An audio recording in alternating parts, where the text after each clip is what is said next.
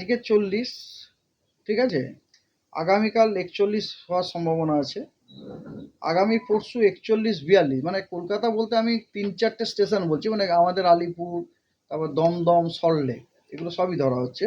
তো এগুলো ধরলে দেখা যায় যে এই স্টেশনগুলোতে টেম্পারেচার 41-42 ডিগ্রি 21 তারিখে থাকবে, 22 তারিখেও তাই, এবং 23 তারিখে ওটা কিন্তু 40-41, বাট স্টিল রিমেম্বার এটা কিন্তু 40-41, 40-এর নিচে কিন্তু নয়।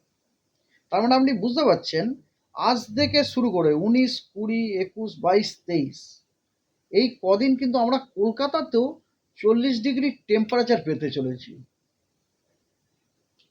বাঁকুড়াতে 40, ইয়াস, বাঁকুড়াতে আপনার আজকে হচ্ছে 42.4 দেখা গেছে 2:30টার সময়।